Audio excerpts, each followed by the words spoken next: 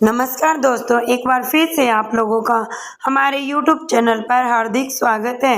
दोस्तों, हम आपको आज साधु की झोपड़ी की एक ऐसी बहुत ही मस्ती भरी कहानी सुनाते हैं। बहुत ही अच्छी कहानी है। एक गांव के पास दो साधु अपनी झोपड़ी बनाकर रहते थे। दिन के वक्त वे दोनों गांव जाकर भिक्षा मांगते थे और उसके बाद दिन भर पूजा पाठ करते थे। एक दिन भारी तूफान आया और आंधी आने के कारण उसकी झोपड़ी जगह जगह से टूट गई और बहुत हद से ज्यादा बर्बाद हो गई। पहला साधु देखकर दुख के मारे विकल्प करने लगा कि हे ईश्वर, तूने मेरे साथ ये अनर्थ क्यों किया? क्या मेरी भक्ति, तप, जप और पूजा का यही पुरस्कार है? इस तरह वह पूरा दिन बड़बड़ाते हुए, अपना जी जलाते हुए एक पेड़ के नीचे बैठ गया। वहीं पर दूसरा साधु आ पहुंचा। उसने अपनी बर्बाद झोपड़ी देखी तो मुस्कुराने लगा। उसी वक्त ऊपर वाले का धन्यवाद करने लगा। उसने कहा, ऐसे भीषण तूफान में जो पक्के मकान भी अस्तव्यस्त हो जाते हैं, पर तूने मेरी आधी झोपड़ी बचा ली। आज यह बात सिद्ध हो गई कि तू मेरी भक्ति में कितना प्रसन्न है और तेरे मुझ पर कितनी कृपा है। तो दोस्तों, इस कहानी से क्या शिक्षा मिली? इस कहानी से हमें ये शिक्षा मिली, हर अच्छी बुरी घटना के दो पहलू होते हैं। बुरा निष्कर्ष निकालना और अच्छा अर्थ निकालना आपके में हाथ में होता है। हर एक आदमी गलत नहीं होता, उसके देखने का नजरिया, उस बंदे को या उस दुर्घटना को देखने का नजरिया आपका ठीक होना चाहिए। तो एक और सुनाते हैं आपको, घास, बकरी और भेड़िए की कहानी सुनाते हैं। एक बार की बात है, एक मल्लाह के पास ढेर और एक बकरी और एक भेड़िया था। इन तीनों को नदी पे पार ले जाने जाता था। नाव छोटी होने के कारण वह एक बार किसी चीज को अपने साथ ले जा सकता था। अगर वह अपने साथ भेड़िए को ले जाता तो बकरी घास खा जाती। अगर वह बांस को लेके जाता तो भेड़िया बकरी को खा जाता। तो परेशान हो उठा कि क्या करूं। उसने कुछ सोचा कि फिर उसके दिमाग में एक योजना आई। सबसे पहले उसने बकरी को ले जाकर उस पार कर दिया और वहां बकरी को छोड़कर वापस पार अकेला लौट आया। और बाद में उसने सफर में भेड़िए को उस पार ले गया और वहां खड़ी बकरी अपने पास वापस इस पार ले आया। इस पर उसने बकरी को वहीं बांध दिया और घास का ढेर लेकर उस पार चला गया और भेड़िए के पास उस ढेर को छोड़कर अकेला इस पार लौट आया। फिर अंतिम सफर में बकरी को अपने साथ ले गया और पार चला गया। तो देखो दोस्तों, मुसीबत चाहे कितनी बड़ी हो, लेकिन उस समस्या का समाधान हमारे हाथ में होता है खोजना। तो एक आपको और सुनाती हूँ, राजकुमारी का चांद।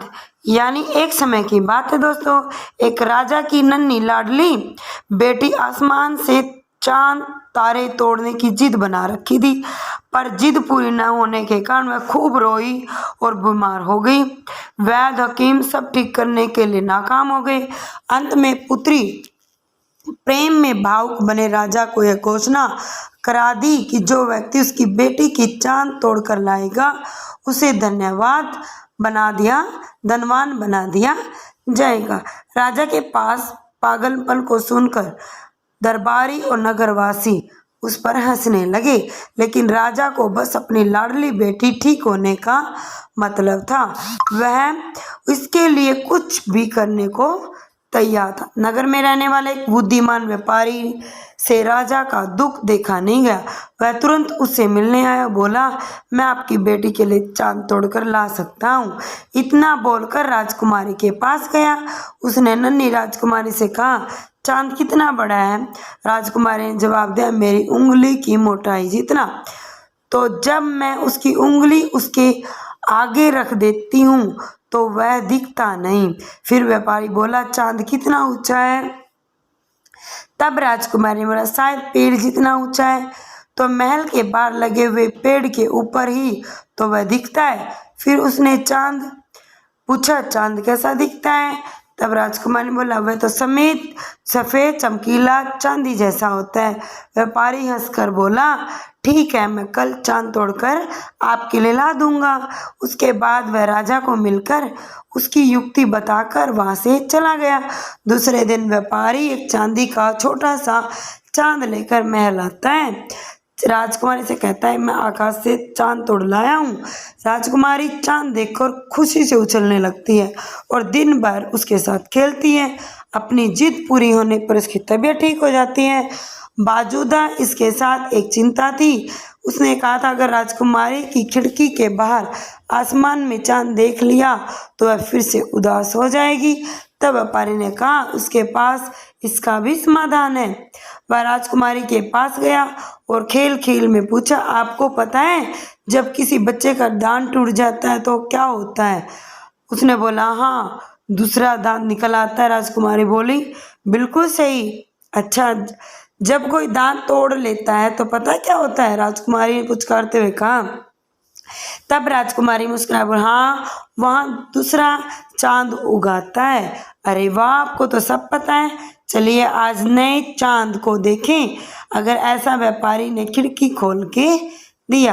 राजकुमारी ने नया चांद देखा और कहा, मेरा चांद तो उससे भी अच्छा है, और खेलने में व्यस्त हो गई। ये सब देखकर राजा प्रसन्न हुआ और व्यापारी को ढेर सारा इनाम दिया। तो इस कहानी से हमें क्या शिक्षा मिली? कई बार हमारे सामने मुसीबत बहुत बड़ी होती है, लेकिन उसकी युक्ति बहुत छोटी होती है। लेकिन यही है दोस्तों, हर मुसीबत का समाधान होता है। तो ये कहानी आपको कैसी लगी कमेंट में ज़रूर बताएं। मिलते हैं नई कहानी में, तब तक के लिए जय हिंद।